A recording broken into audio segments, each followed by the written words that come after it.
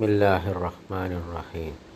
ഇന്നൽ ഹംദലില്ലാഹി വസ്സലാത്തു വസ്സലാമു അലാ റസൂലില്ലാഹി വഅലാ ആലിഹി വസഹബിഹി അജ്മഈൻ. അസ്സലാമു അലൈക്കും വറഹ്മത്തുള്ളാഹി വബറകാതുഹു. കഴിഞ്ഞ ക്ലാസ്സിൽ നമ്മൾ 11 മുതൽ 20 വരെ പുല്ലിംഗം പഠിച്ചു.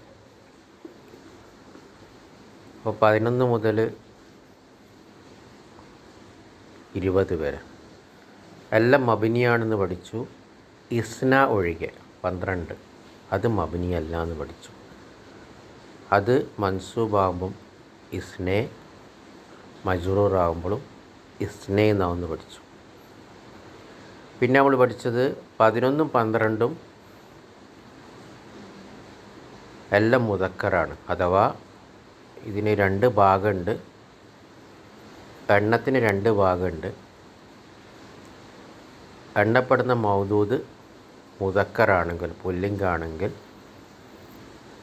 എണ്ണം അതിന് 2 ഭാഗമുണ്ട്. 11ഉം 12ഉം ആണെങ്കിൽ ആ 2 ഭാഗം മുദക്കറായിരിക്കും.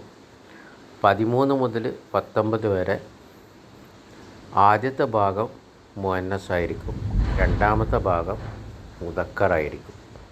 ആദ്യത്തെ ഭാഗം സ്ത്രീലിംഗമായിരിക്കും, രണ്ടാമത്തെ ഭാഗം പുല്ലിംഗമായിരിക്കും. എണ്ണപ്പെടുന്നത് മൗദൂദ് പുല്ലിംഗാണെങ്കിൽ. ഇനി സ്ത്രീലിംഗാണെങ്കിൽ നമുക്ക് എണ്ണാം ഇഹ്ദ അശറത്ത ത്വാലിബത്തൻ, 11 വിദ്യാർത്ഥിനികൾ. ഇസ്നത്ത അശറത്ത ത്വാലിബത്തൻ, 12 വിദ്യാർത്ഥിനികൾ.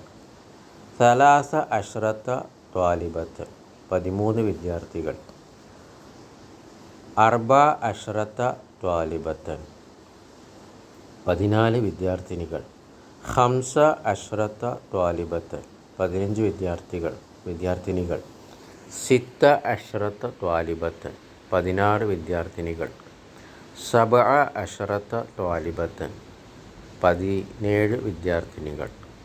സമാനി അഷറത്ത ത്വാലിബത്തൻ, 18 വിദ്യാർത്ഥിനികൾ. തിസ്അ അശ്റത്ത ത്വാലിബത്തൻ, 19 വിദ്യാർത്ഥിനികൾ. അപ്പോൾ ഇവിടെയും 11, 12 പുല്ലിംഗത്തിലെല്ലാം പുല്ലിംഗമായതുപോലെ ഇവിടെ സ്ത്രീലിംഗം എല്ലാം സ്ത്രീലിംഗമായിരിക്കും. ഇഹ്ദ സ്ത്രീലിംഗമാണ്, അഷറത്ത സ്ത്രീലിംഗമാണ്, ത്വാലിബത്തൻ സ്ത്രീലിംഗമാണ്. ആദ്യത്തെ 2 ഭാഗം, എണ്ണത്തിൻ്റെ ആദ്യത്തെ 2 ഭാഗവും സ്ത്രീലിംഗമാണ്. എണ്ണപ്പെടുന്ന മൗദൂദും സ്ത്രീലിംഗമാണ്. അത് 11നും 12നും പുല്ലിംഗം പോലെ തന്നെ. വേറൊന്ന് ശ്രദ്ധിക്കേണ്ടത്, അഷറത്ത സ്ത്രീലിംഗം ഷീനിന് സുക്കൂനാണ്.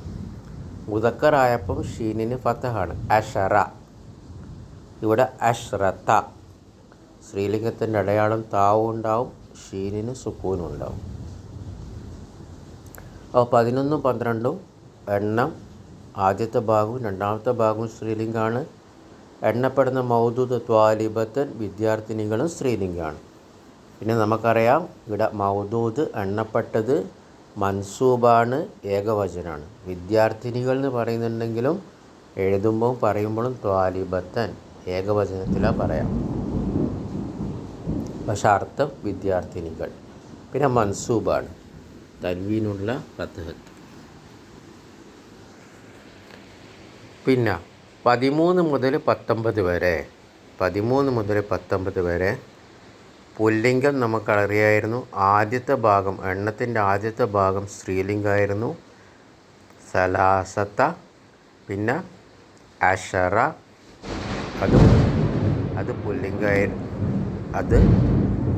പുല്ലിംഗമായിരുന്നു. അപ്പോൾ സലാസത്ത സ്ത്രീലിംഗം, അഷറ പുല്ലിംഗം, ത്വാലിബൻ വിദ്യാർത്ഥികൾ പുല്ലിംഗം. എണ്ണപ്പെടുന്നത് പുല്ലിംഗമാകുമ്പം ആദ്യത്തെ ഭാഗം സ്ത്രീലിംഗം, രണ്ടാമത്തെ ഭാഗം പുല്ലിംഗം. ഇനി ഇവിടെ സ്ത്രീലിംഗം നോക്കൂ. സ്ത്രീലിംഗം എങ്ങനെ? സലാസ അഷറത്ത ത്വാലിബത്തൻ.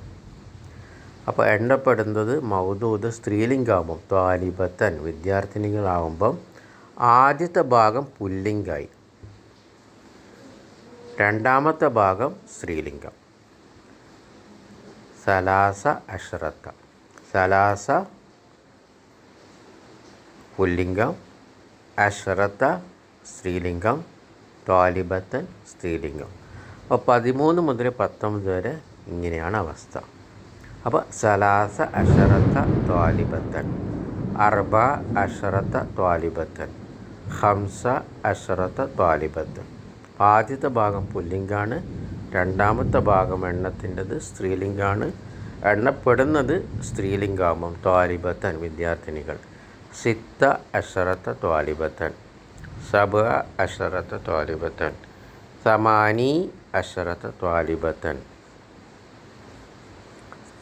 സമാനിയത്തിൻ്റെ താ പോകുമ്പം സ്ത്രീലിംഗത്തിൻ്റെ അടയാളം പോകുമ്പോൾ പുല്ലിംഗാകുമ്പോൾ സമാനി അഷറത്ത ത്വാലിബത്തൻ, തിസ്അ അഷറത്ത ത്വാലിബത്തൻ. ബാറക്കല്ലാഹു ഫീക്കും.